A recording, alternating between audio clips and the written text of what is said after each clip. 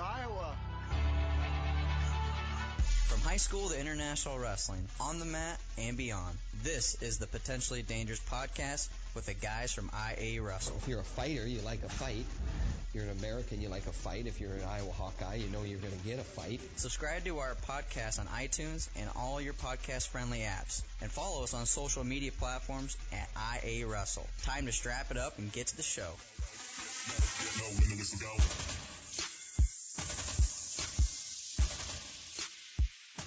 All right, welcome to Potentially Dangerous, episode 124? 124, back at you, man. It's been a long time since we've been with you. There's a lot that has gone on with IA Wrestle. Ross had a baby. Kirk had a baby. I've got two babies. Lars' kids are playing all kinds of sports, and Shares is, we're not really sure what's going on with Shares. So, it's been a great season so far, and this weekend is the main reason why we decided to fire this up. Iowa Wrestling Coaches Official Association Girls State Tournament, Lars. It's official. I mean, it's an official, unofficial. It's kind of getting twisted, right? Like, it's not a sanctioned state tournament, but it's official through somebody. It's official. I mean, AAU Wrestling had a girls state tournament. Fuse had a girls state tournament. But this just seems more legit, right? A little bit, and it's kind of its standalone too. I think helps give it a little bit more legitimacy. No, I shouldn't say legitimacy. You know, AAU state tournament's great, and they brought a ton of girls in last year, which was really awesome to see. But at the same time, it's exact same time as the boys. You know, they're kind of pushed down in the end. So it's kind of neat that they'll have their own tournament. I know, you know, the boys have a tournament going on at the same time and that as well, but I don't know. It just feels a little more separate, and it's high school only. This is a high school girls state tournament. It's not K through 12. It's not all the other age groups either. The focus is strictly going to be on these high school girls, and I'm fired up, man. I can't wait. Yeah, it's been a lot of people working on this to make this happen, and I can't wait. Yeah, this is being in the back meetings as far as trying to get this sanctioned. You know, people are just kind of like, all right, we're just going to make this happen. IWCOA stepped up, and Iowa High School Athletic Association on their behalf kind of put out this press release making it a little bit more legitimate. Now, I have seen some of the girls are still not happy. Right? I mean, until it gets to Wells Fargo Arena, I think no one's going to be ever happy. But, I mean, we have to start somewhere. There's got to be something with the Iowa High School Athletic Association to legitimize this and give some kind of, you know, there's who's eligible, you know. That's probably a big thing. You just can't anybody can register for the AAU Girls State Championship. Not everybody is eligible for the high school girls. So, I mean, what are some kind of the things that you see that makes this a little bit more legitimate versus any other kind of person saying, hey, we're going to have a girls state championship?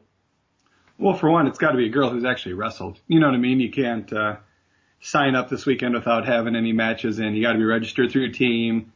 You had to have certified your weight, you know, done all that stuff. You have to have a school-approved coach, which has been one of the hang-ups, I know, for some of the girls is finding a coach that's willing to take them, because a lot of the boys have tournaments this weekend. You know, the coaches were maybe hired more on that end. Not all teams have as many coaches. Some teams have a whole bunch. They can afford to give one up. If you only have 2 or 3 coaches, I know some of the teams, or some of the girls have struggled with getting an official coach to take them. But that's another thing that's, you know, it's all through the school, it's through the state, you have to be registered, all that kind of stuff. So, you know, that obviously makes it a little more official as well, that they're signed up. They went through the same process of the boys as far as certifying weights. They've been practicing, you know, they've been to tournaments. Just kind of makes it a little more official than just walking in. There's no walk-ups. Yeah, what I think is really cool is before it's been club coaches that have been pushing these kids to, you know, AAU wrestling. I think AAU wrestling really kind of set the standard. You know, at Wells Fargo Arena, set the stage, and then now You've got ADs backing it. You've got high school coaches backing it. Schools backing it. It's pretty special to see. I mean, over 100 girls, 112 is what I saw Whitcomb tweeted the other day. So I think those numbers are very encouraging to see. Of girls wanting to step up and put it on the line where they know that they're going to, it's going to be girl versus girl, where these other high school tournaments that they've been at, it could be, at Ames, there was only 2 girls that ended up wrestling in that tournament. So it's an opportunity to see a lot of them in one spot. There was really only basically 90 girls that were even registered in the state of Iowa last year to wrestle. We didn't even have 100 girls.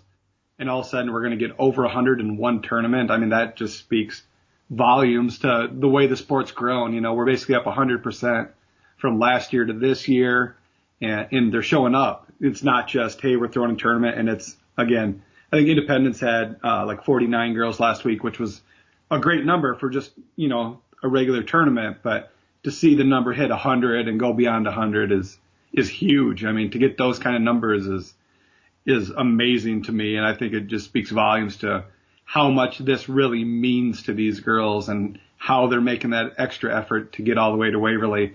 That's not the most convenient place for every girl. It's in Northeast Iowa. It's not in Central Iowa, but I think we're going to see girls from all over the state, and they're really, making an effort to get there and make sure that this is special. So the numbers from Iowa, they just, when we had that one article that went out, then Denver puts up 12 or 14 girls? They're up to 17 now, I believe. 17 now. That's pretty impressive.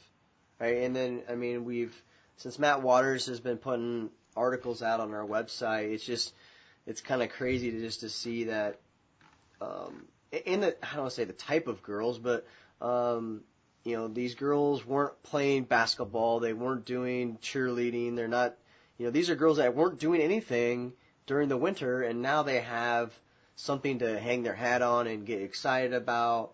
And from what I can tell, it's kind of giving them some more power. We're in a girl movement right now, in business and everything. So this is a way for them to step up and I'm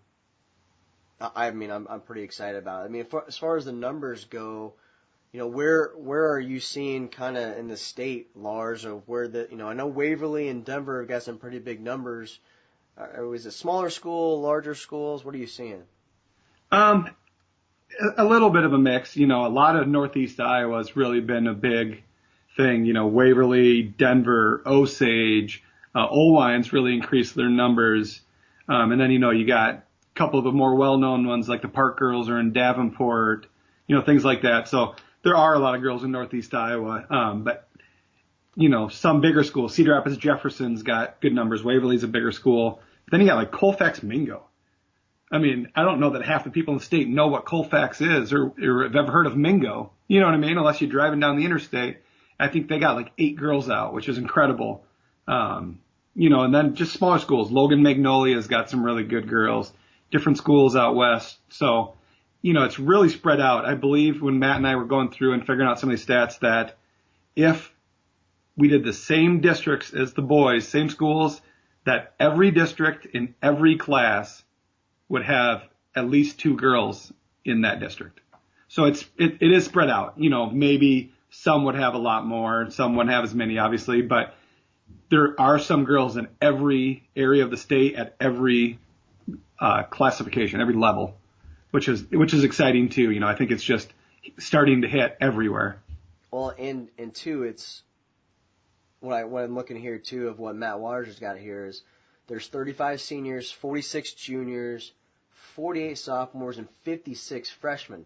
So the numbers are larger the younger we're at, which just tells you people are wanting it's growing at a younger age, which is a testament to all these club coaches that have been pushing this at the AAU level, Iowa USA Wrestling level. So that's that's pretty impressive. If I know coaches in the state of Iowa, they're so damn competitive that hey, Denver's got 17 girls. All right, I want 18 girls. if Osei's got 11, I want 12. I think coaches are going to get so competitive here that they're going to want the numbers too, just to show that they've got a better program than that program, and that's only going to be better for women's wrestling.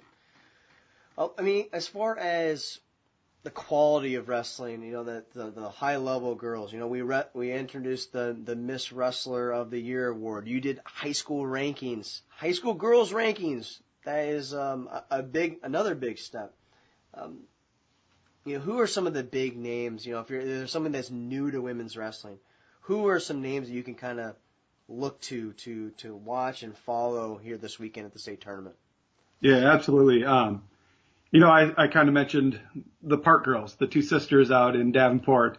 Tatum Park's probably the better known. Sydney's only a freshman, but Tatum Park's a huge one. Chloe Clemens out of Cedar Rapids has been around a long time. Really good wrestler.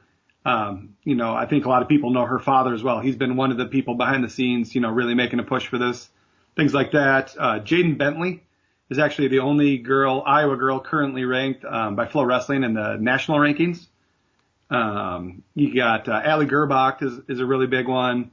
And then right behind her at that weight, you also have like Ella Schmidt coming from Bettendorf, who's been, to me, she kind of looks like maybe the next face. You've had Rachel Waters, you've had Megan Black, you've had Cassie Herkelman, Felicity Taylor, the girls that everybody's kind of looked up to through all these different phases. Right now, maybe Clemens and Park are two of the bigger ones. I look at Ella Schmidt, and that to me is going to be that, she's a freshman. Riley Verconde is another one that's a freshman that are like that next face. I think as this grows, to me, the girls need people to look up to, in a way, need quote unquote heroes. You know what I mean? I don't know. I know you were at the AAU state tournament last year when Felicity Taylor was on the mat. I'm surprised any other matches happened because every girl that was there that wasn't wrestling was literally standing around her mat with all eyes on her because she was just a celebrity. So I'm excited to keep Ella and Riley and those girls going as well too, to be kind of that next generation, that next face of, women's wrestling, stuff like that. So those are some of the bigger ones. Olivia Diggins out of Logan Magnolia, Emma Cochran out of Sheridan. She's a senior. I believe she's the only senior on this list. A lot of them are underclass. Oh, her and Chloe, I think, but a lot of underclassmen, things like that. So there's a lot of really good girls. I'm excited for the fact that people who don't know who they are, hopefully after this weekend will. Hopefully we'll be able to give them their due. They'll be able to watch them against the other girls. You can watch these girls wrestle the guys in different competitions, and they can win some matches. I've seen Tatum Park win matches against the guys and different girls, but to be able to see them and compare them to the other girls in the state, I think is going to be huge. It really gives you that barometer of, okay, how good is she? How good is Allie compared to somebody else at 106? Or how good is Jaden Bentley compared to the rest of the competition there? So I think that's really going to give people a better gauge of just how good these girls are. And I just, when I look at the Dan Gable Mr. and Mrs. Wrestler Award being announced, for a brand like Fairway and Body Armor to step up, and I think everyone's known this is going to be coming. Like, hey, we're going to need to recognize the Miss Wrestler of the Year, and Fairway stepping up right away is pretty cool for me, I guess. This has been a thing for women's wrestling, has kind of been shoved to the side for so long, and for them to step up is pretty cool. I'm going to check the votes here, like right now.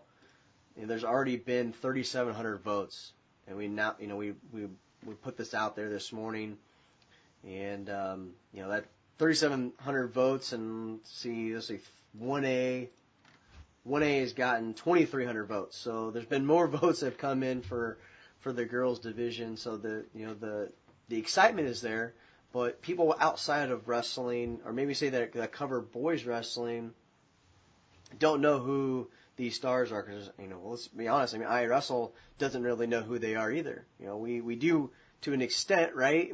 Lars does, but as far as people that go to iWrestle.com, right, they knew who Felicity Taylor was. She was in our events. We covered her She had articles in the Des Moines Register. There's articles out now. The Park Sisters, I saw there's some stuff out there that came out today. So different people are covering women's wrestling. Those names are going to be household names, and I think that is when people see that their daughter is getting covered, or if that girl sees, hey, how the heck, she's on the front page of the Des Moines Register, and I'm just sitting here doing nothing. Like, I could go out for that sport, and that could be me. And I think that is what's pretty cool. So, keep that buzz going. Equal for the boys, equal for the girls. I think the girls are going to have to be a little bit more patient with it. We had Nardic conflict, we had an event, we had some people that were mad at us. Like, you had 10 boys, 1 girl. Same with War at West Jam. We had 13 boys, 1 girls. I mean, you got to build up those matchups for that to happen, but you can see it happening, Lars, right? Absolutely. I think that's something exciting too. Is we did lean on Felicity the last few years in some of those events as well. Tatum Park did wrestle for us against Felicity and won. Who's the next girl to step up? Who's going to be the one to A, prove how good she is, and B, have that personality and that following and get people excited that, we can put an event and have people be excited about it. People wanted to watch Felicity Taylor. People wanted to watch Rachel Waters. Who's everybody excited about? Who are people going to be talking about after this weekend, that we can really promote and say, hey, this is the girl that we want in our event. Who can we get to wrestle against her? What can we make the best possible girls matches that we can? I interviewed Chloe Clemens at the Iowa Girls the Iowa Girls Association meeting about sanctioning this. I'm telling you, that girl is a firecracker. Yeah, absolutely. If she's anything like she is in person in an interview, on the mat, dude, she could be that star for us this year in the sport of girls wrestling. The Park Sisters, I've seen them both compete, and both have their different styles. We've had Tatum in our event before, so I'm excited for that. So let's move on here. The girls rankings, those came out. And did you get as much flack from those that you get from like the high school boys? I mean, high school boys, we get compared to the Predicaments rankings. You guys suck. Predicament is so much better. Well, there is nothing from somebody else. So did you get any flack from your high school girls rankings? Not really. So the only thing that was a little bit of a struggle of how to figure out what weights to rank girls at. So part of the problem is there's so few girls in some of these tournaments. It wasn't a 106 bracket, a 113 bracket. It was bracket 1, mix them together. Bracket 2, mix a couple weights together. Kind of like a kids tournament where you're just trying to match them as close as you can. So you didn't necessarily get that, hey, even though they're certified at 138, they're actually been wrestling at 132, which made things a little difficult that way. With the boys, you look on track, you see what weight they're at, you can kind of figure it out. So what I did was basically rank the girls where track said they were certified at. So if your original certification said you were certified at 145, that's where you got ranked. You didn't get ranked at 38 if you've been wrestling there, because in some ways we didn't necessarily know, unless you were wrestling against the boys or in dual meets or different competitions. So really I just went straight off those certifications just to make it cut and dry and simple. So the only thing I really got was, hey, why am I ranked at 38? I've been wrestling 32, whatever it was. But as far as the actual rankings themselves, I really didn't catch any flack. I involved a couple other people that have been huge for the sport of wrestling for girls in the state that know all these girls as well. I kind of sent them what I had before I published them, and they wholeheartedly agreed, really liked what I had. So I felt pretty confident going in that I wasn't going to catch a whole lot of grief. Well, I mean, I gotta imagine it's kind of tough on your end, because with boys, they're 113. That they weighed in at that, but with the girls, like, they might bump up and combine it, and that's just got to be. It's kind of confusing. I think people don't understand. Like, the girls don't understand. We've got tons of Instagram messages. Instagram blew up. Like, why? I mean, I'm clearly 120, but you're ranking me at, So I think that's important for them to understand why. Again, even it's right there in writing, but kind of have to lay it out for them, right? I mean, so will things get ironed out now that after the state championship that we kind of expect where these girls are going to be, or is it still going to be kind of up in the air where they're actually supposed to be ranked? Well, I mean, if we decide to do another set after state, which gets a little tricky because really, I mean, in all honesty, you could just go with the top 6 place winners at each weight at state tournament. But obviously it would give some clarity like, hey, this is an official tournament. These are the weights that we have. It's not going to be bracket 1. It's, you know, they released what the weights are, so it's going to be a real cut and dry. You know, these 10 girls wrestled at 106. It's going to be easy to rank them there. These girls wrestled at, 113, so on and so forth. So it would make it a lot more cut and dry. Obviously, post-state rankings can get a little watered down because it's hard to stray too much from, the way they finish depending on brackets and things like that. But it would definitely give some more clarity. And then, my goal or hope is that the more it grows next year, we get even more girls out.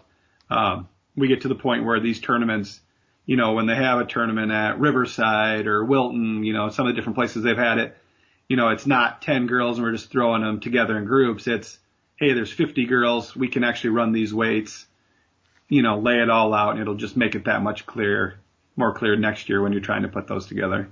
I think one thing it's hard to do is, everybody is trying to, give these girls the opportunity, but the numbers just aren't there yet.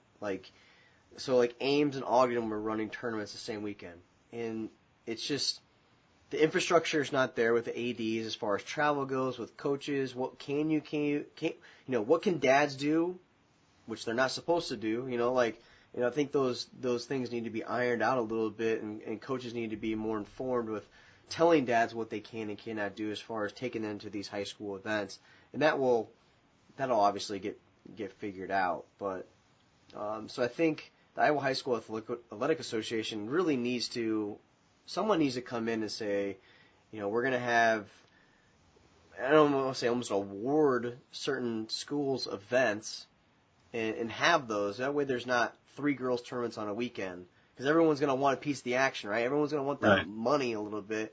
It's kind of how we run into, the kids tournaments. There's 5 kids tournaments on a weekend, and they all are just suck because it's just watered down. So we can't get into that problem where there's so many girls events that all of them are watered down. We just need to kind of move in one spot and they will be successful. But yeah, a lot to come, and then obviously with the whole coaching thing and all that, obviously that's where part of the sanctioning the sport comes into play, as far as, if it's its own sanctioned sport, even if they're practicing in the same practice room, same time as the boys, things like that.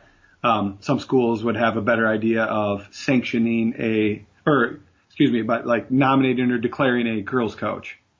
So right now it's, you might have 3 or 4 coaches in the room, but technically they were hired for the boys because there is no separate girls sport at this point. If it's sanctioned, if it's its own separate sport, it is and it isn't. If it is sanctioned as its own separate sport, then obviously, it's going to be easier to just say, hey, we hired this guy as our girls coach. They're going to go to a tournament on the weekend and he's taking them or she's taking them or whoever it is. But, it kind of gives that a little bit easier for schools, because if I only have 3 coaches and I'm at a huge boys tournament and a JV tournament and a girls tournament, it's going to be really hard to separate all your coaches to go to all 3. All right. So let's move on let's get some rankings. Or should we stick with the Mr. Wrestler, Mrs. Wrestler? I mean, we had no issues with Mrs. Wrestler. No one had issues. Mr. Wrestler, on the other hand, blew up today. Okay? Devil Dentist went on full-on half-baked mode. F you, you're cool. F you, I'm out. Doesn't get in the top 7 and freaks out. I mean, I understand it. The problem is maybe the description of people that don't get in the top 7, it's not, people are saying fake news. People are saying, it's misleading. That is not what we're trying to do. The Mr. Wrestler of the Year award has been around for a long time, but it hasn't been talked about because there was no voting. It was kind of like an inner circle of coaches. They voted on it at the state tournament, but it was really kind of just based off of what happened at the state tournament. This hasn't been able to get people more involved and talk about it. So I think it's good, but the people that aren't in that top 7 or in the top 3 are always going to be upset. It's just, people want to read what they want to read and not actually look at it and realize, like, okay, that makes sense. It's kind of a knee-jerk reaction. It's like when you see stuff on CNN about Trump. Like, people are like, you're already going to either agree with it or you're going to disagree with it. It's the same message, right? But so that was kind of frustrating. But yeah,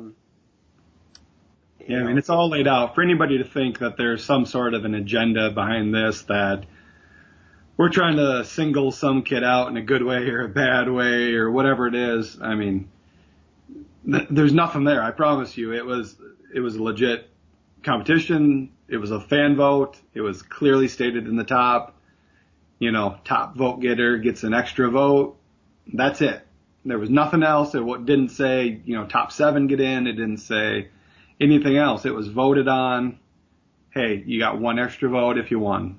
Plain and simple. And for, again, not to separate him out that way, but Devil Dennis to complain, it's like, dude, you haven't even wrestled matches this year. I mean, if anybody's got an argument, how about like Greg Hagen? You know what I mean? There's some really good wrestlers that don't make this list. I mean, there's going to be at least 7 state champs in every class that didn't even make the top 7. Yeah. At the minimum. Yeah. 3, there's going to be at least 8 because you got Oldham and Rathje at the same weight. Like, there's so many good wrestlers that don't make this list. Not everybody can make it. Like, there's at some point there's some criteria. Somebody's going to get left out. It's just the way it works. I'm not about participation medals. I don't want every kid to get nominated just because they're a wrestler. Like, that's all great. I appreciate every wrestler, but this list is for a purpose. It's to figure out and try to give the award to the best wrestler in the class. It's not the best 20. It's not the best 15, not the best 7. At some point, people are going to get narrowed out. Yeah, and feelings are going to get hurt. There was a lot of chatter too about how we were not letting certain kids' votes count versus the others. I had no idea how that would even work, but how the votes work, if you're listening, is you get to vote once per day per IP address. So if you are sitting in one spot with 5 other people that happen to be on the same IP address, listen, I'm not an IT guy. I'm not going to act like I am, but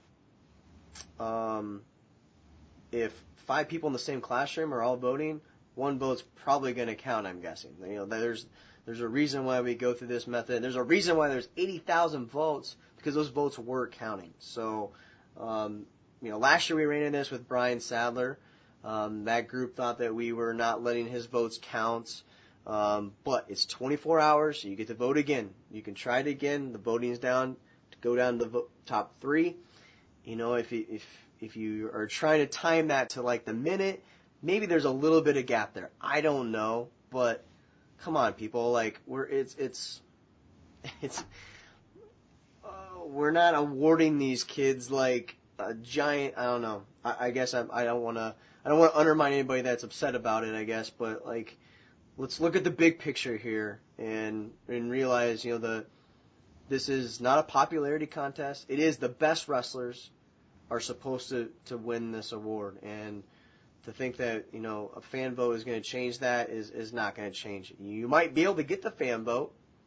So Drake Ayala, Blink won the 3A fan vote. 12 other coaches are probably going to vote Drake Ayala into the top 7. He's nationally ranked. He didn't need the extra fan vote. But if Devil Dentis won the fan vote, that extra vote could have maybe gotten him in there, but he didn't get enough votes from the coaches, so therefore it didn't really matter. Last year, the fan vote did count to get somebody in the top 3. That fan vote did break a tie, so it is very important. Not every round doesn't matter, but it did count last year to getting someone in the top 3 to get involved at luncheon. The first vote and the second vote didn't matter, but that top 3, that fan vote did actually matter. So those are important. Okay, if you have any questions, any issues, hit me up on Twitter. Obviously, I'm chatting about it. I'm tweeting about it, answering your questions. But don't come at me if you don't know what the hell you're talking about. Or you're going to come up with just bull-faced lies about us not liking your school or whatever. So hit me up on Twitter at Hager Tony. Let's move on to high school rankings. Class 2A boys rankings. Have you seen a lot of movement there at all? I mean, I got 3A, you got 2A. I know obviously Aiden Reeves having to bow out for knee injuries. There's been some rumors that have been circulating. We don't really, we're not gonna get involved in that right now. But Aiden Reeves is out for the season, no matter what. So 2A has changed quite a bit. Yeah, 2A it's been a little wild, to have 3 new number ones in this set this late in the year is unusual. And 2 of them jumped from 4 to 1. So the way it worked out, like at 152, and there's just been beating up on each other a little bit. So Aronson and Mangold meet in the finals at Benton Community. Mangold injury defaults out. Well, in the meantime, Easton Graff knocks off number 1 Kyler Reich. And then the next week, Mangold beats Graff. So basically you've got Reich falls to 4 because he lost to Graff. Graff to 3 because he lost to Mangold. And Mangold to 2 because the win for Aronson at the Benton Community Tournament. He's only got 1 loss. They're all really good wrestlers. You could throw them in a hat. But just the way it worked out, they almost flip-flopped the order that they were in. Same thing, 182. Lucas Rowland, man, it's hard to see. He's coming back from injury. I know he's got a long road. It's been a long ways back. He's still trying to get himself back into shape. Things like that. But, he has taken a couple losses. Last week he loses to Nolan Harsh out of ADM. Nolan Harsh is undefeated. He's beat a couple ranked 3A kids. He's just been on fire. This kid has just grown like 30 pounds in the off season, all this different stuff. He's been one of those kids that's just been hanging around for all these years, but just made a huge jump. So that win over Roland just kind of catapulted him up to the top.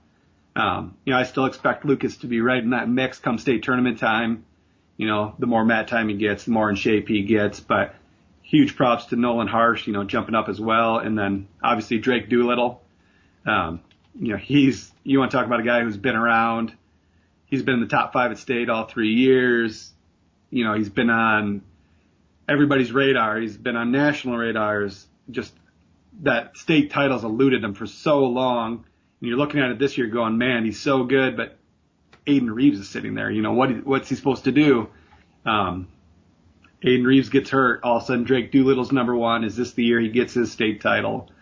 So those are my 3 new number 1s. There's been some other shakeups. Weight like 126 and 170 were crazy weights to try to rank. These guys, like at 170, literally, other than Paul Ryan and Sage Walker, pretty much everybody else has just beat up on each other. Mooberry beats Bai and Volker beats Mooberry, but A. Michael beats Volker. I mean, they're just going round and round in circles. So to try to separate them, it comes down to sometimes, who has the best wins, some head-to-head. Eric Campy from Comanche has just been on fire lately, knocked off Will Jefferson last weekend. So he jumps into the rankings. And then you have a guy like Dylan Koresh from Charles City who placed last year. Really good kid. Doesn't have any terrible losses, but he loses to Jackson Kinsella from Creston, who's right on the cusp of rankings too, but he's not in. So, that head-to-head kind of drops him out. So, 70 was really hard. There's probably 15 guys I'd love to rank at 126. At some point, you just got to make a decision and go with the 10. It's not that I think any of those other 5 guys aren't deserving to be in the top 10, but you can't rank them all. Again, it's kind of like cutting the Dan Gable Award to 7. At some point, somebody gets left out. It's not anything against that kid. I still think there's a lot of kids that aren't ranked that I could easily see on the award stand, but I can't rank them all. Looking at 2A, man, freshmen. This is a really good freshman class. And we talked about the senior class being a little light. We've got a couple, we've got our stars, right? But this freshman class, dude, is pretty loaded. Yeah, I talked to some college coaches. I was out of Midlands and had a coach from out of state asking me about some of the kids coming up in Iowa and different things. And I just looked at him and basically said the same thing, freshmen. This freshman class to me is loaded. I know we hyped last year's senior class, that are freshmen in college right now. We hyped them a lot as this amazing class, maybe the best to come through since your Morningstar and Slayton and Borchell in that class. I think this freshman class is the next big one. To me, I think there's just a ton of kids with high D1 potential, and not just 2A, not just 3A, obviously 106 USC studs. You got Riggins, you got Frazier, you got Fausick, you got all these guys, but Stevie Barnes has been one. Underwood. Keep an eye on Underwood. That to me, I don't do the 1A rankings, but the more I see some of these kids and see results, Nick Hamilton is a name that hasn't always been brought up in this freshman class. I don't know if you've had a chance to watch this kid. He is a beast. And this kid's going to make a run as a freshman. Robert Avila Jr., Hayden Taylor, Hunter Garvin. I mean, there's just so many extremely high-level kids. Wyatt Volker at 170 being ranked as a freshman. There's a ton of that them. Deep of a weight, and he's ranked. These guys to me are already D1 prospects, and there's more coming. I mean, this class is loaded in my eyes. I've heard a ton of good things about Stevie Barnes, Underwood. That's probably the guy to watch, I think, at the freshman level in Class 1A. And I don't even know that he's the best freshman on his team. Him and Hamilton both. I mean, that duo is just amazing. Yeah, I mean, you've got Avila, who is ranked number 1 at 26. So obviously, I think people are still trying to figure out kind of his style here, because a different style coming from a different state, but he is, he's a game changer, obviously, for Lisbon. 1A and 2A, looking at 3A, you mentioned Riggins, obviously. That's a name at 106 that I think people expected to be ranked high coming in, but this is one of the best classes that I think that will evolve into kind of like, there'll be a freshman state champ this year that will be, I think there's a 4-timer in this class, for sure. Multi-state champion, I think, in this class. It'll come at 6, right? I think it'll come at 6. Most likely. Pounds. Yeah. Typically it usually does, right? All 3 classes have freshmen that you could definitely, 1A you got Stevie Barnes at 106, 2A you got Fausick and Frazier, 3A you got Riggins and Anderson. I mean, how many I named? 5 guys right there are ranked in the top 3 in the state. So you got to figure, 1 or 2 or 3 of those guys are going to win it. Obviously Avila could be in the mix. Hayden Taylor from Solon at 126 and 2A could be in that mix. Hunter Garvin at 20. Is Colin Shriver healthy? He's obviously not 100%, not 100% Colin Shriver, still better than most kids. But does it open the door? You know what I mean? Depending on his health, does that open the door for a kid like Garvin? There's a lot of kids out there that I think Nick Hamilton's capable. There's a lot of these freshmen that are going to be in that mix come the state tournament. That's for sure. That injury to Colin, I think, definitely kind of probably perked up a lot of people in that 120. Yeah. I mean, those freshmen, they're like, damn, that could be me. I could be now, I could possibly be a 4-timer if Colin is not at 100%. 50%, he's still on another level. Let's right. not, but if he can put weight on it, if he can shoot off of it, his where he's the best at is from his feet. So if he's able to, get out from the bottom, there's no question Shriver is going to be, the front runner at that weight class if he's semi-healthy that can put weight on it. So it'll be, we've seen guys that have come back from injuries and won state titles. We've seen guys that just haven't been able to do it. So, with these injuries, you just never know, and it's a tough deal. But anything else you want to touch on 2A? I don't think too much. There's been a lot of the other weights have been pretty standard. You got your Brodersons and Trenaries and, Faut, a lot of these guys that have just kind of controlled the weight. Matthew Lewis and, some of these guys are just clear-cut favorites. They've been number one all year, but, there definitely has been some shake-up, and really I think there's going to be a decent amount of shake-up in our last set as well before sectionals. There's some good tournaments coming in the next few weeks, and again, those weights like 26 and 70 and 52 and some of those, I could definitely see there being, plenty more shake-up. So it'll be kind of interesting to see where all those chips fall, and I'm just excited to get to the postseason here in a few weeks. It's here, man. We're booking our hotels and having plans. There's plans for pancakes. Pancakes on Thursday morning at the Iowa Hall of Pride. We're going to be there. We're going to have tons of gear. Hey, check that out. Brand new IA Wrestle swag. Boom. I've got that there. That's what's going down the state tournament. Okay, 3A. Got to touch on 3A. Big controversy at 285. Woo.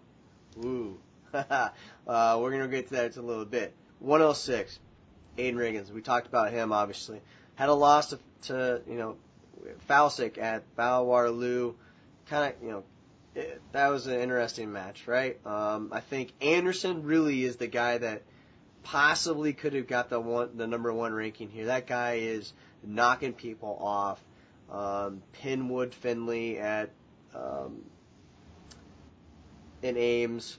I think between Anderson, Wood Finley, and Riggins, that's really kind of the top three tier there. Can Anderson continue his just knocking off people? I think he does. It's like, I don't know, like he's not. He finds a way to win. I guess he's one of those type of kids, right? You expect Riggins to win, but I think Anderson can be a guy that can find a way. 113, pretty clear cut and dry, not a whole lot of upsets there. 120, that's where, obviously we talked a little bit about Colin Shriver being hurt. Garvin, Hunter Garvin, that's a guy that just almost beat Jeremiah Reno and Bettendorf this last weekend. We saw him at the Councilbluff Classic, got him on video there.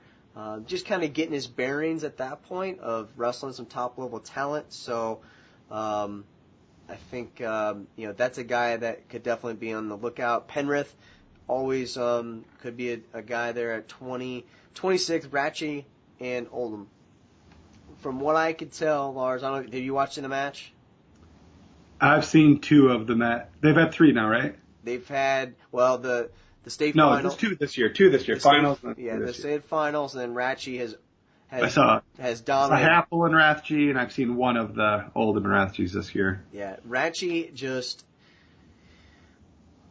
on his offense, nonstop. Oldham has great defense, but Ratchie just seems to be able to find a way to have. He's got great counters. He's got great reattacks. So I think for Oldham to beat Ratchie, he's gonna have to let those shots fly. Otherwise, Ratchie is just always going to be on the offense, and he seems like he's quicker on his feet, and he almost, these guys probably train together, right, at the Seabolt, I'm assuming, so they know each other pretty well. Right? Ratchie's a Seabolt boy, isn't he? Yep. Now that they're in Ames, he's been going some, I think. Yeah. So, if Oldham can find a spot to attack him where Ratchie just can't move his feet, I think it's going to be Ratchie all the way at 126. Those guys who get to wrestle again here, moving into the state tournament, but Ratchie right now is a clear-cut favorite at 26. From there on, Edwards, Jordan, everyone's kind of fighting for third. 32, not much movement. 38, Marshawn, Shreve. That's kind of an interesting weight. We've got Eli Lloyd, who's moved down from 45. What do you think about that? I mean, he goes, he loses, he goes down to 6th in the rankings. What are your thoughts on that? That's tough, man. See him fall all the way to 6. At first glance, it seems crazy. You know what I mean? This guy was number 1 at 45, drops a match and falls to 6. But at the same time, head-to-head's got to play some part in that. If he doesn't have wins over the rest of these guys, so really what you have to go off of is he lost to Cody Anderson, who does have matches against these guys. So Cody slots in at 5. It's hard to put Eli above that. You know what I mean? You can make arguments, different things, but one person sees it that way, one person doesn't. Without Eli having those other matches against Marchant and Streif and Shriver, really the choice at this point is probably to put him under Anderson. But again, that's the way it, I think, could obviously shake out here more in the next few weeks before districts. Last set of rankings, I could obviously see Eli making a big jump up. And to me, I'm still surprised if he's not in the state finals. Yeah, I think it comes down to common opponents. I think what people kind of get confused with rankings to predictions, they're complete. Right. These are rankings, not predictions. Yep. I think if I was going to predict 138 pounds, Lloyd would be right up at the top, but he just hasn't have that. And I think if you went to seedings at the state wrestling tournament, that loss to Anderson is huge. Like, that is going to hurt him when it comes to seeding at 138 pounds.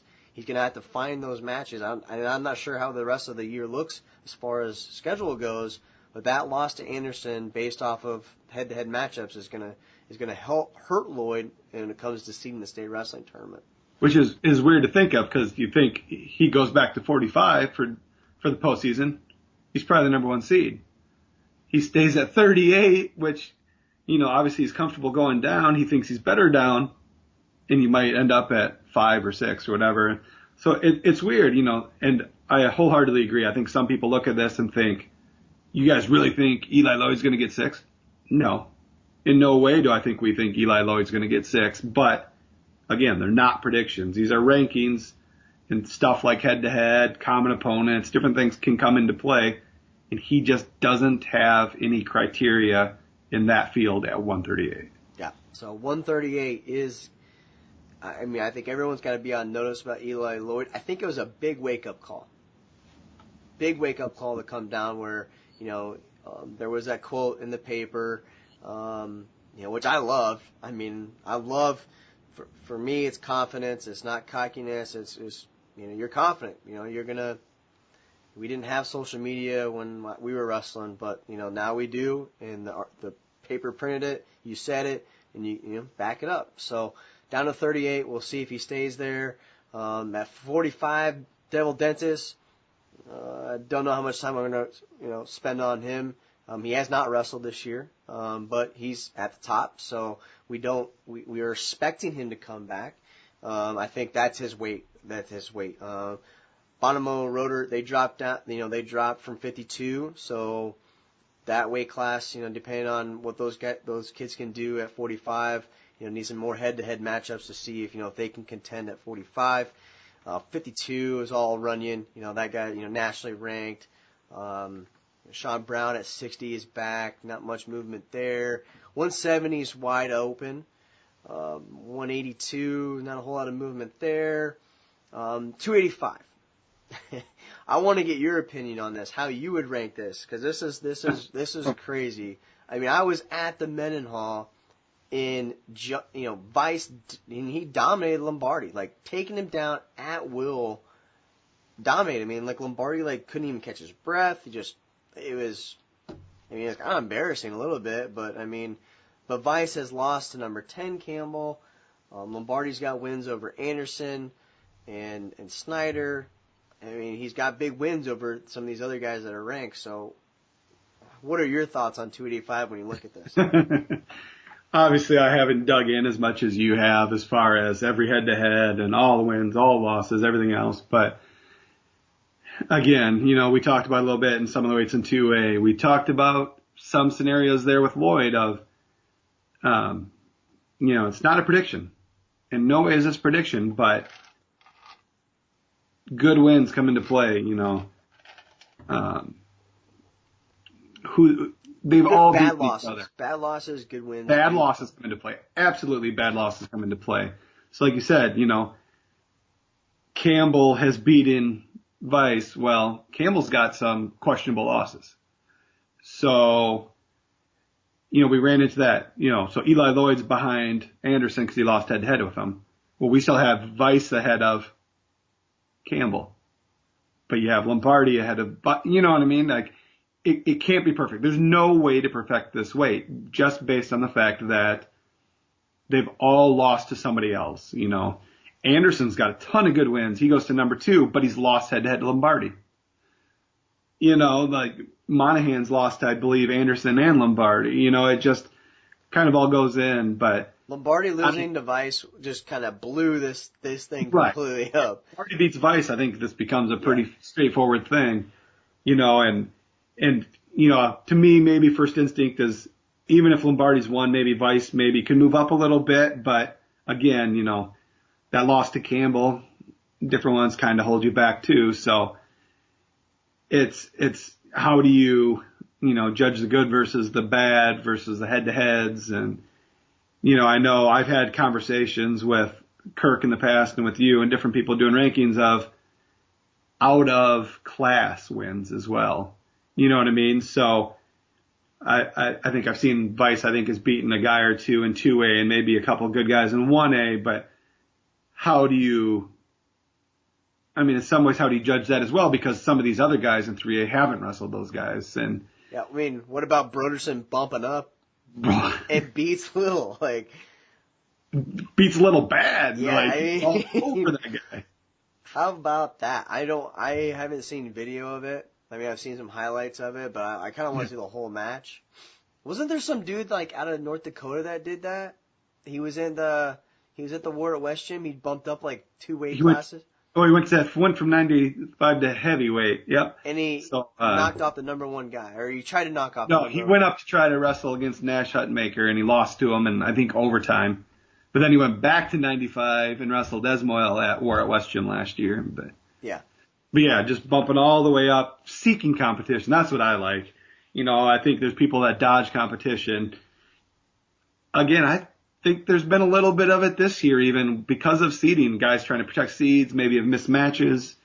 All Broderson does is gives up 80, 90 pounds to go wrestle a ranked kid at heavyweight. This kid's a monster. Griffin Little's going to have a choice of sports. He's a huge football prospect. He's a wrestling prospect.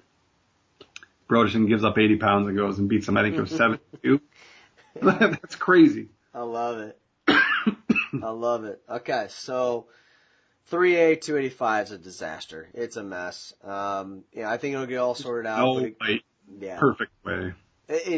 It's Vice definitely is going to be a guy that I think that loss to Campbell only just it's not going to what defines him right now. There's plenty of wrestling left. He's got some big wins underneath him, but I'm just you have to base kind of everything off of how they would see the state tournament, and I think it'd be interesting to see how that would actually play if you looked at the track wrestling rankings now, how that would work, and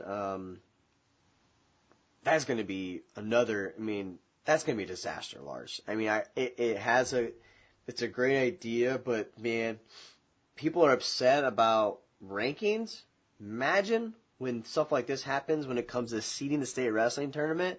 It's not going to be perfect, but we are going to see some fireworks from parents and coaches fired up about, if there's a seeding committee that got to look at these, I think that would be a little bit better, but it's all based off a computer, and I think it's going to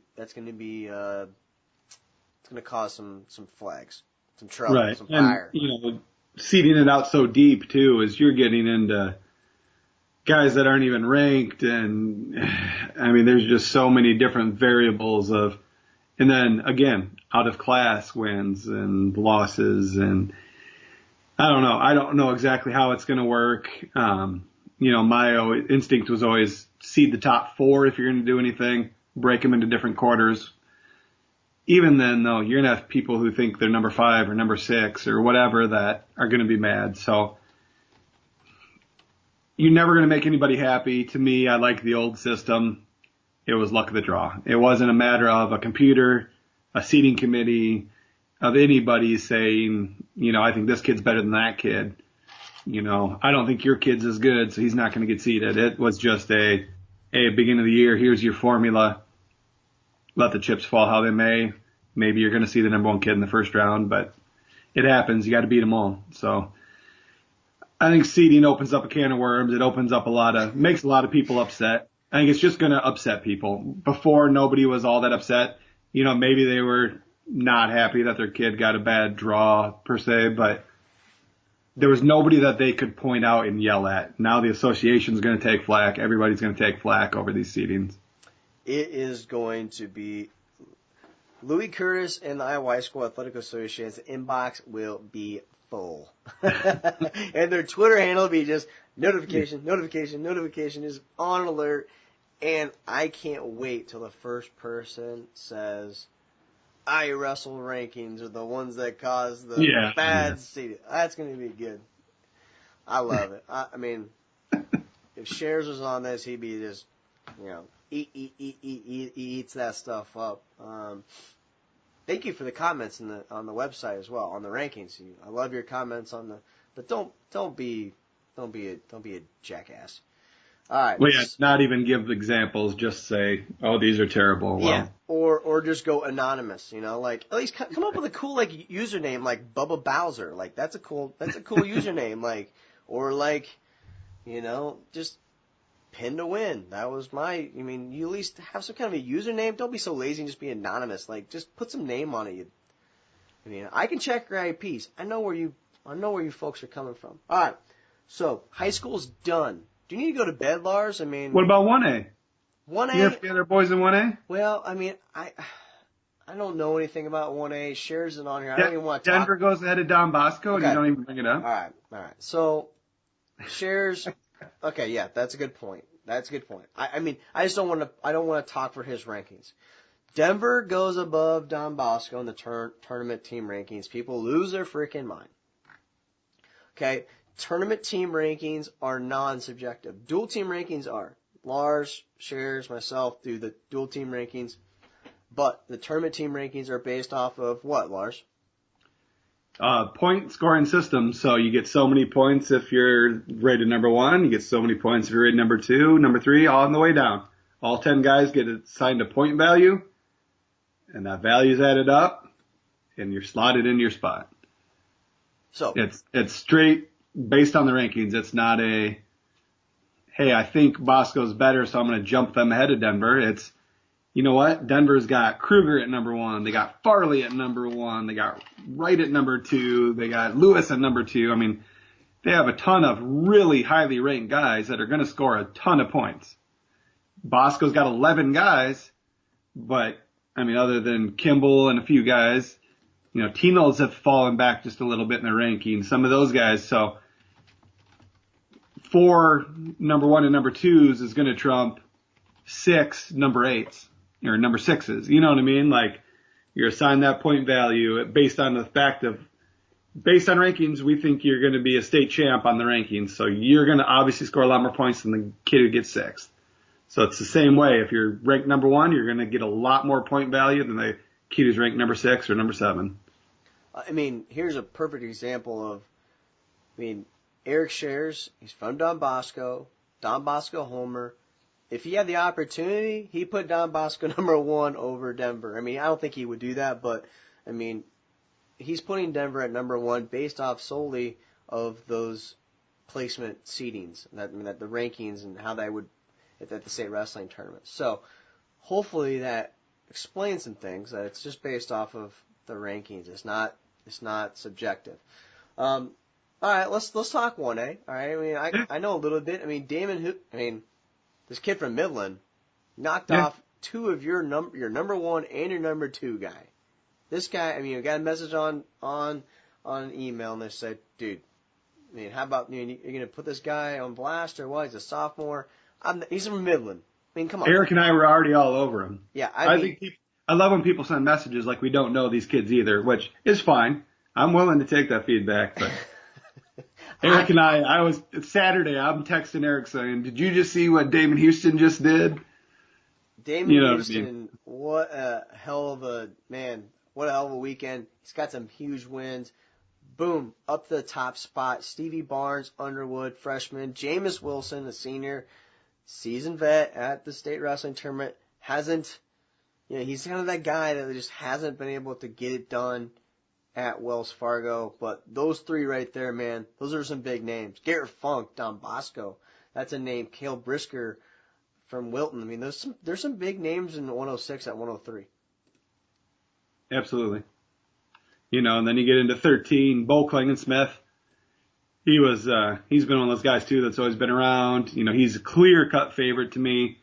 Jacob Weidiger, Mason Dye, Aiden Noonan. I've watched a lot of these guys. Hagen Highstand has split with some of my guys in 2A. Quincy Happel at number 9. All Happels do is win state titles here.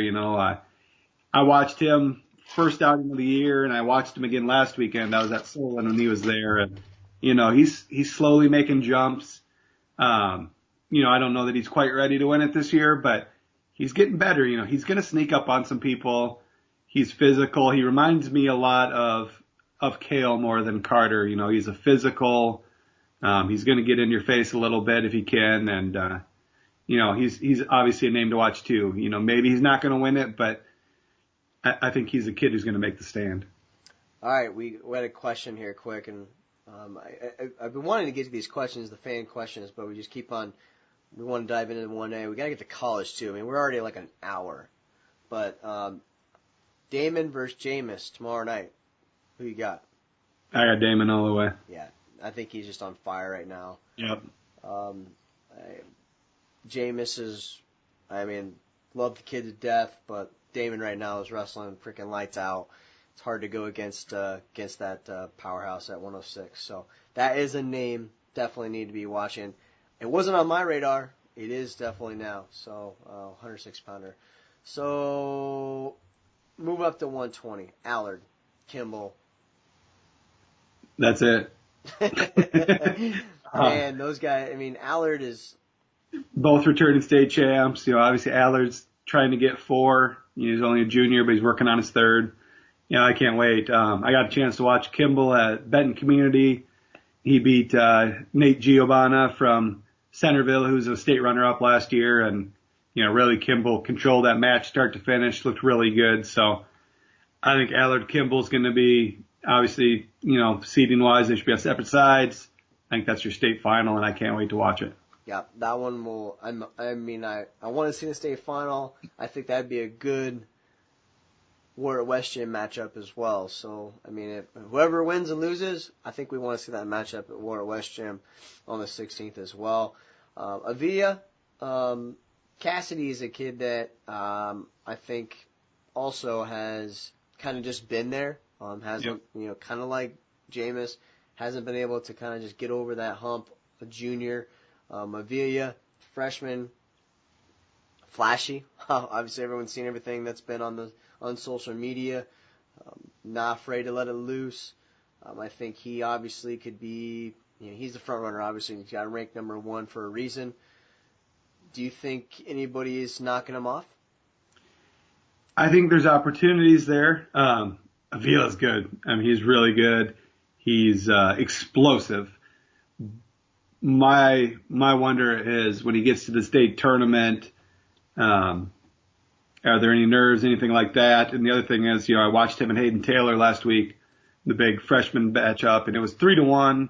I didn't feel like either guy really got after it. And to me, Avila's got to just go let it fly, because if he lets a kid like Cassidy or Briar Reese, really hang around and it's a tight match, I think those veterans have a chance to pull something off and maybe get a takedown to knock him off or something like that. But, I'd put Avila as a favorite, but I think both Reese and Cassidy are in that mix, and it wouldn't shock me to see one of those guys get in there. 32, you got Happel, favorite, Gabe Lewis, Josh Tibbetts. This is a hell of a weight, dude. Logan James. This is a really good weight. Tibbetts has had an injury, right? Yep. He's back. He's a senior. Easton Larson too. I mean, this is a deep weight. This is a big one here at 32. Cale Happel's at the front, so I mean, he's gonna have to earn this one, man. Yeah, absolutely. You know, I think obviously he's the favorite. I'd be surprised if he doesn't win it, but you know, Gabe Lewis, I don't know how much you've watched this kid. Again, explosive, big moves. You know what I mean? He's the kind of kid that if Happel makes a mistake, could really make him pay. You know, he can really throw kids, do some big moves. You know, it's going to be hard to beat Cale Happel straight up in a 6-minute match when Happel's just pressure. I think to me, he's going to get caught, thrown, something like that if he's going to lose. Gabe Lewis is obviously a kid who can do those kind of things to him. You know, Tibbetts has been around. This kid's been on our radar since he was a freshman. Always been good. Hasn't found a way to win a state title. You know, I think he's capable. I don't know that he's going to get it done. Logan James, obviously, has been around. You know, we were really high on him as a freshman. He's had another good year. You say it's deep weight. Easton Larson, Moyer, Noonan. Noonan's a guy who's been around for a long time. So deep weight. This is tough. I mean, do you know why Robert and Cale switched? Why they flipped? So the way I understand it was they figured Happel was the favorite, whichever weight he went to. They thought he could win either weight. They thought 26 would be a little bit better for Robert. So they just decided to make the switch. Cale said, I'll go up. I think I can win 32. Robert, we think, has got a better chance at 26. They think they can score more points with that combination. I like it. And then they've got Seabrook at 38. So, I mean, Brett Smith's going to make himself real comfortable come 126 at the state tournament because he might be there for a few. Yeah, but you mentioned Hamilton. Hamilton from Underwood. Cale Frost is there, who I've watched a couple matches, had a kind of up and down, kind of inconsistent there. But I think Seabrook obviously is your guy there. But you know, I've heard a lot about Hamilton. Riley Wright's really good. Again, senior, a lot of experience down there. Hamilton's the future here. Caden Jones is another guy who can get in the mix. You know, again, it's a pretty good weight, but Kobe Seabrook, man, he's on a tear. I've actually got a chance to watch them quite a bit this year. You know, he goes up to Independence and dominates Wyatt Henson, gets himself in the national rankings, and he just hasn't let up. Moving up to 45, Wade Mitchell, number 1 ranking, Blake Thompson, Spencer Griffin. What are your thoughts on this weight class? I mean, Thompson, obviously you named theirs, right? But, I mean, no big names, I would say, at this weight class. I don't know if I'd say there's a big name, but I think Wade Mitchell's maybe a little underappreciated. I think maybe he should be a bigger name than he is. Obviously people in Western Iowa know all about him, are high on him. I think being at Woodbury Central, being way up in, you know, Northwest Iowa, maybe he doesn't get as much recognition, but I think Mitchell's a kid who probably deserves it. I think he's your favorite here, but yeah, you just can't count on Blake Thompson either. I think he'll be right in that mix as well. So, 52, you know, I think those are 52 definitely is loaded. 52 is loaded. Henderson, Caleb, he's been having some injuries, right? But yeah, Carl's been out, but he's, as of yesterday, supposedly cleared to go back to full contact. Corey Van Ort's state finalist. Tenold from Don Bosco is a feisty son of a gun. He's not scared of anybody, man. If I was like that dude is, those Tenold boys, man. They're Don Bosco, man. Those guys will freaking fight you, man, if they get opportunity. The scary part is Bosco's got a second guy at 52 that should be probably ranked if they could take 2, but Cale Ronavardi can't even get in the lineup unless he goes up to 170. So 160, Henrik, clear-cut favorite, right? Absolutely. Yeah. You know, we've talked about him at length over the years. Obviously, we've been really high on him. You know, Tenold's behind him. Ventrick's really good, Ebaugh, but I'd be pretty shocked if it wasn't Henrik in the end. All right, 70, Kruger there. 82, Gabe Pauley. Pauley, Evan. I mean, Thomas, that's a guy, he's a pinner. They're 82. There's some horsepower there with Pauley and Even. Those two meet. That's you're not going to find much stronger guys than that. There's gonna be a lot of smashing heads and horsepower. But Paulie's defending state champ. I think until he gets knocked off, he's the guy to beat. But Thomas Evans, he's gonna get in there and battle with anybody. He feeds up that crowd. So I mean, if Don Absolutely. Bosco, like if that hunt for the trophy is there, like if he's in the finals, man, or they need him, like I think that's the type of guy that steps up and gets big points. 95, Zach Rigg, Central Springs, Grover, Berkman Catholic, Sims, that's obviously a big name at 220. 285. I don't know anything. I don't know a whole lot about 285 1A. How about you? Yeah, a little. I mean,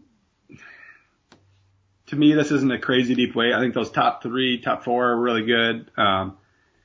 Farley's not a very active guy, but he's just a big guy who's tough to move off of his spot. He's going to control the center of the mat. He's going to have a lot of 2-1 matches, 1-0 matches, overtime. But he's really comfortable there. He's comfortable in a tight match. He's always in position. He's just kind of been one of those guys that's just hard to beat. Keener has been a guy who's just steadily climbed the rankings, had a lot of good wins. Aaron Olson's been around, but, I'd probably favor Farley, but, if somebody could come out and take Farley down early and make him get to his offense, I think that's where you see him vulnerable. He wants to get into a right out type of match. He wants to just brawl, control center, win 2-1. So if a guy like Keener could get a takedown and force the action on him, I think that would be a really interesting thing to see. Okay. So 3A, 2A, 1A, Mr. Wrestler, Girls State Tournament. We've been Miss Dan Gable, Miss Wrestler of the Year. We've hit it all. I mean, you feel like should we keep the marathon going, or what are you thinking here, Lars? We cut it off or what? I like to talk wrestling. Okay. All right. Let's go. Iowa Hawkeyes.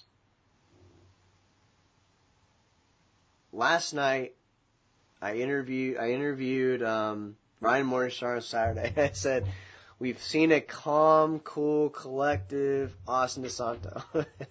Then Saturday, the duel comes and we get the movement, we get the face mush, we get a possible spill on the mat. I'm not sure that comes, but I think that is deep down.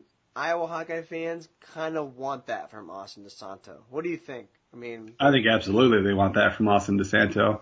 I think that there's been, whether it's true or not, there's been the perception that some of the, I don't know if I'd say toughness, but some of that bad boy attitude that Iowa's portrayed for a lot of years has been gone, has been missing. Maybe they're not seen as offensive or as aggressive, and where's that fight at? So I think Iowa fans deep down want to see that fight. They want to see that passion, and maybe at times I would say he goes too far. But I think a lot of fans would rather see that than see a guy go out and win a 1-0 match. It's excitement. It's going to put butts in the seats. People want to see him. I don't know if you saw Brands' interview the other day of, they should sell him and Suriano on pay-per-view because everybody wants to see that. People should have to pay to see a match like that because there's going to be fireworks. You know what I mean? And it is. It's going to be an exciting match. When Austin DeSanto steps out there, everybody wants to watch it because you don't know what he's going to do next. Yeah, I think now that happens, everyone just kind of they got the Thomas Gilman effect. You're waiting for the soundbite when that was coming, and I think I assumed I was going to get that with Austin DeSanto. He had one instance, right? Apparently, they had some in high school too. But the thing at the NCAA tournament kind of sticks out always sticks out in everybody's mind. So I think you just assumed that you were going to get that. So for him, he dominated Lezak. Dominated. He went underneath him, got out, got on top, dominated. There was no that match, there was no time that you thought that Austin DeSanto was going to lose that match. Did you? No, absolutely not. So, I mean, the biggest question is Spencer Lee, 25, right? I mean, I always say question, right? But people are like, is he hurt? Is he sick? What's going on with Spencer Lee? Do you think it is just kind of? I mean, I've heard of sickness, but what are you hearing out in your neck of the woods? I mean, you're closer than I am. Same. I know a lot of people had rumors of mono. I've heard some more serious stuff than that. Nothing that's going to, I don't think, affect him the rest of the year. But obviously stuff that lingers, it's really hard to shake off and get back to 100%. So I don't think we've seen a full Spencer Lee yet. I don't want to make excuses. He got controlled at Midlands. I mean, there was no real time in that match where I really felt like Spencer was going to come back and win. But there's definitely been some lingering issues. I think he's working through it. I think he'll get back. I'm not overly concerned about Spencer Lee. Pat Lugo had a big match in Minnesota. I think that's kind of been a question mark for Hawkeye fans, right? Of what they really have with him. I think, is this a taste of what we can expect, or kind of getting his bearings? What do you think? Yeah, that's obviously a big breakout for him.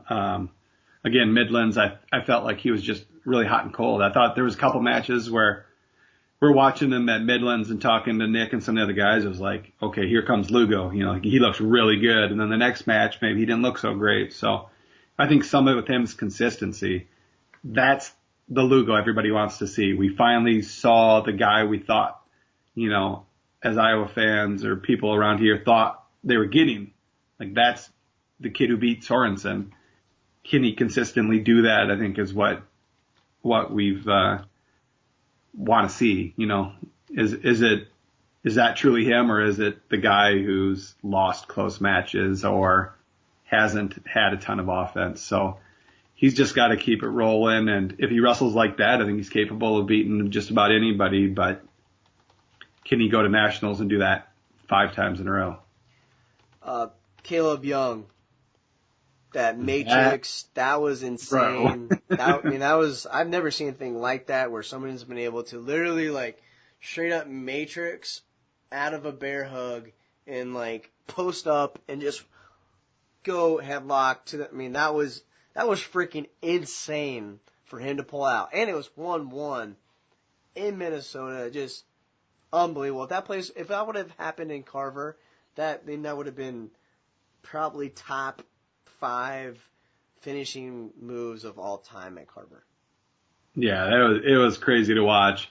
I was at a kids tournament and didn't get to see it live, but I had people like texting about it and stuff, and we stopped to eat and they were doing highlights at the end of the meet, and it was just like they threw that one up there, and it was like, oh my God, and you see Blythe come up and is bleeding everywhere, and it's like, you thought Young had double overs, and then all of a sudden looks like Bleeze is going to bury him on the bear hug, and like I said, almost Matrix. I don't know how he did it. Kind of spun out of it and just, man, that was a vicious headlock. And he's just one of those guys that I think almost opposite of Lugo. I don't think people knew what to expect of him, but he has consistently performed, and he just kind of seems to be consistently gaining steam and up in his wrestling. And I think now at this point, people just expect him to be a high All-American, and, hopefully he can keep that up and keep gaining steam. But I think no matter what happens, people are going to be talking about that throw for a long time. Yeah. The Iowa team, Alex Marinelli, I think you're going out there and expect him. His quote after the duel was, the coach said, we need bonus out of you. He goes out there and just sort of mauls the dude. Let's do it every single duel, right? Cash Wilkie, Connor Corbin goes up and he has to wrestle Gable Stevenson. I mean, that's a tough out, right? I mean, kind of felt bad for him. But Sam Stoll, we're not going to see him till postseason, I think. Assumption. I mean, we'd be lucky to see him once, twice before that, but I don't know that we really see him before Big Tens. You know, I think people are also like kind of wanting to know what do they have with Warner? Like, is Warner a legitimate, like, you know, he's beaten guys that are All-Americans at this weight class. Like, is he like a for sure All-American or not? I think it's all mental. You know, he's got to figure it out. You know, we've seen guys go different ways. You've seen freshmen that come in and flourish and just gain confidence and gain steam as they go. And here's a guy who last year seemed like he had all of it. You know, he was beating these guys and everybody's excited about him. He just kind of kept rolling. And you come into this year with such high expectations and you have some struggles.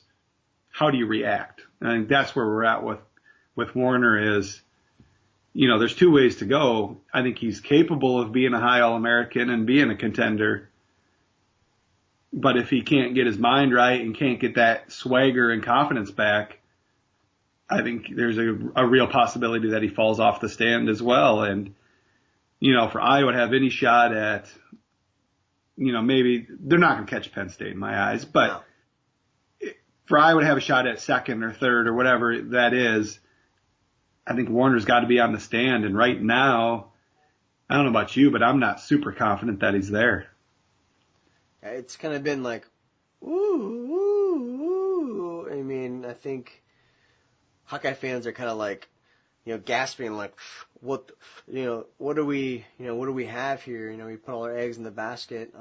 But you know, the freshmen, man, this is tough. Like, not everybody can just step in the lineup and be like Spencer Lee. I think that select amount of kids it's just few and far between.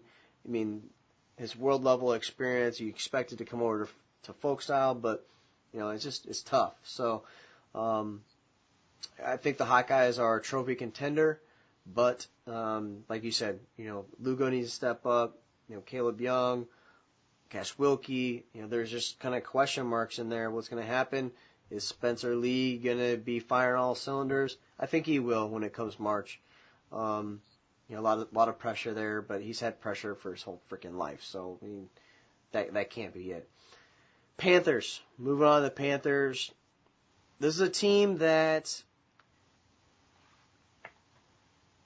I think they're going to Missouri tomorrow night, Thursday night. Going to have a tough road. They're going to have a tough team that they're facing. What I like to see Albert at Midlands. That is the Josh Albert that I think that everyone at UNI thought they were recruiting what they had, and the feistiness out of him, you know, just giving Murin like just the hand of the face. Like, I think that's what they thought they were getting with Albert, and I think that was good to see. The Panther team too is just, I mean, top 10 finish. I think it's possible, but they just gotta put it all together. And I think Missouri could be a duel that, you know, some of these guys can have a breakout, but, you know, they're only, you know, 5 matches, I think would be if they can win 4 matches, I think they should be happy with that. This is a tough Mizzou team. Yeah, I mean, UNI's a hard team. I think they're capable of high finish because they've got some really good guys that are going to score a lot of points. The problem is, you know, you have 5 or 6 guys that are going to score points. The problem is, I mean, there's some real holes in that lineup. You know, you look at 33, they just haven't been able to figure out. 57, there's just nobody. You know, I know there was talk of possibly pulling Cade Lara out. That hasn't happened yet. Heavyweight right now, if Carter Isley can't get healthy, there's just holes. You know, you need Isley. You need Schwarm. I feel like Schwarm's almost taken a step back this year. You know, I thought he had a pretty good year last year. He made some big gains. This year, it really almost seems like pin or get pinned. You know, there's no in between. Is it going to be bad Schwarm or good Schwarm? You don't know what you're going to find. He's going to have to step up. Tyrell Gordon, to me, has been a really pleasant surprise. You know, he was a good recruit. He had some good results in Fargo. Didn't always have the biggest state tournaments or in-state results, but showed a lot of promise. They took a chance on him. Comes out of redshirt as a true freshman. You know, even the match he lost against Cornell, I didn't think he wrestled bad. And, you know, he's won a few now, and I think he's just kind of gaining steam. To me, he's he's really athletic kid. He's strong. Technique was a big thing for him, but I think it's getting better. Obviously in that room, it's going to get better. And I think he's making gains. So is he a guy that can qualify for nationals and score points?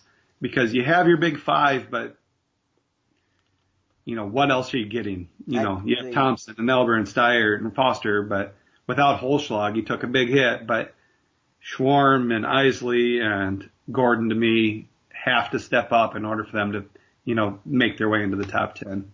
Yeah, I feel like, man, if Gordon qualified, that'd be huge for UNI. It wouldn't be the first time. Obviously, a true freshman came. I think Bryce Steyer, is underrated just because we haven't seen him. Max Thompson, lost to Henry Pohlmeyer. I feel like that's kind of one of those things, too, is like, what do we got with Max Thompson? Like here, there. We've had that with Josh Alber. Alber's kind of like leveling out, which is really good to see. I think a lot of that had to do with weight. Alber was cutting. So I think Alber's kind of got that figured out. So, UNI, I think we'll learn a lot about UNI tomorrow night against Mizzou. Iowa State, though, dude, like, here's what really shocks me. I mean, I had someone tell me that there were some people talking smack about Kevin Dresser about how he's not doing the right things. How is that logic even possible? I mean, like, right? I mean, a team they just dominated, they had to go to criteria with last week. And, yes, you've got, you're able to get some of, Austin Gomez in the lineup. But, like, it's a mentality thing. Like, they've completely changed the way that they wrestle on the mat. And if you watch a duel, you can tell the difference. 100%. Yeah, I think some of it's been a culture change in some ways. Like, obviously, Iowa State's got a ton of tradition and everything else, but, that program fell off pretty hard. And I think they were bringing in maybe a different kind of kid for a while in different things. And I think it wasn't going to be an immediate fix. Dresser didn't want an immediate fix. He wanted to do things the right way and really build this program. And I think it's just paying off. You can just see the jumps that these guys are making. And, we know a lot of the kids that are there, and they're bringing in some really good personalities and good leaders, and on top of being good wrestlers. And, you got guys like Mackle and different kids that are making jumps. You had Gomez. You knew you had Dagan. Some of these guys, you knew they were going to be good.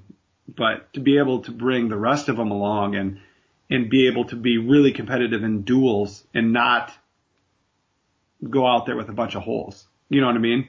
Like, 65 right now is a question mark. Obviously, they've had a ton of injuries. They had to pull Schumacher out.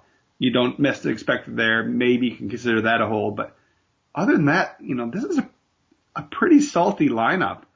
And that's with Carr waiting in the wings and some other guys. Marcus I think the trajectory is just on the up and up. And to me, they're ahead of where I thought they'd be this year.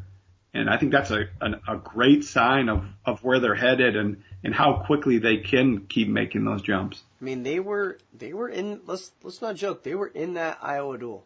Like, absolutely. Like, that Iowa duel scared, I think, a lot of Iowa fans and opened a lot of eyes. Now, since that Iowa duel, they really haven't faced anybody, so it's kind of hard to kind of judge that. I mean, Fresno State's not a great team, but they dominated them. I think Alex Mackle is going to be the one that shocks a lot of people at 25. 125 is really deep, but I think Mackle has got a lot of confidence right now. Austin Gomez at 33, obviously great partners there. Ian Parker, I feel like, is kind of like, what do we have with Ian Parker there? Deegan, national qualifier, I feel like he'll get in. Chase Straub, Schumacher made his first, appearance. Obviously, that was a good one at Hilton for him. Marcus Coleman, still young. Don't know what you got there. Colbray. Colbray is like a guy. He's kind of like a hit or miss guy too. Like he's gonna win or he's gonna give up big points. Willie Miklas gives up a loss. So like what is Willie Milkus 100%? He's had injuries. Is Willie Miklas a guaranteed All-American? I think you expect that out of Willie, but he's got a lot going on. So Gannon Gremmel, big name out of Iowa, is his head straight? End of the day, lots of question marks around Iowa State, right? But for anyone to say that Iowa State or Kevin Dresser is not doing a good job in Iowa State, has way too high expectations. Like they've gone above and beyond. The Southern Scuffle, they had a great finish there. Like I don't think you could expect more for what he was given and what kind of recruits he can get right away, right? He's able to keep Austin Gomez. He's got David Carr. Unless he starts David Carr in that lineup, he doesn't need to do that, right? Absolutely not. I think you keep building. It's not. Again, it's not a quick fix. You're not just throwing Carr out there just to be better this year. You're building that program. It's a long-term goal. It's not. Obviously, you want to win now. If you could win a national title this year, obviously that's the goal.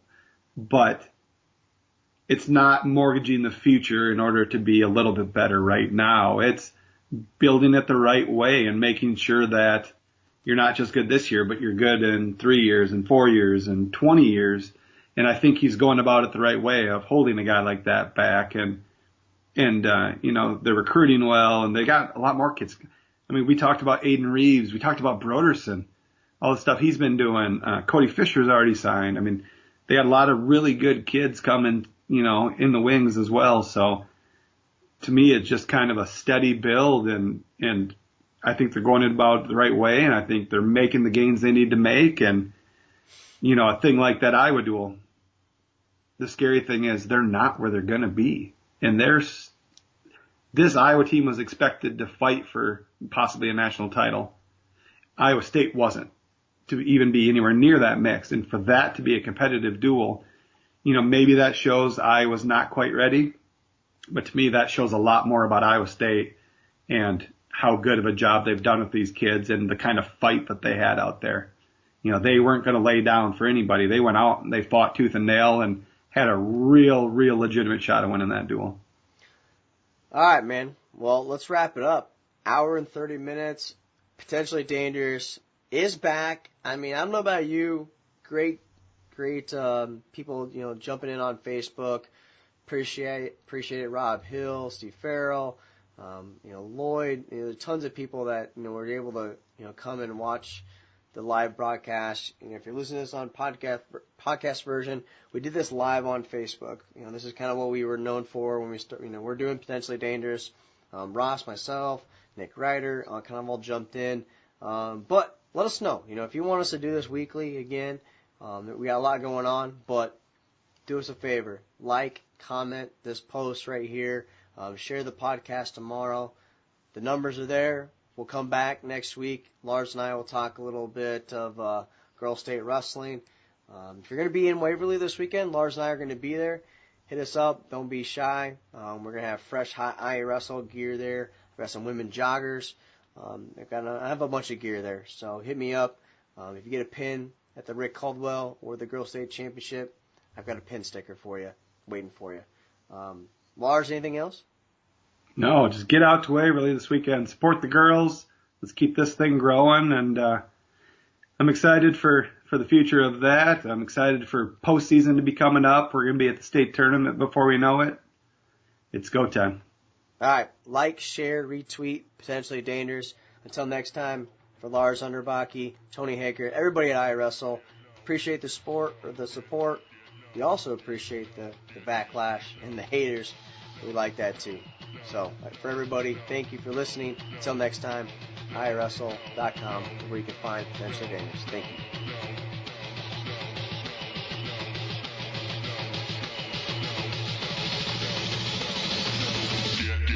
Get low when the whistle go.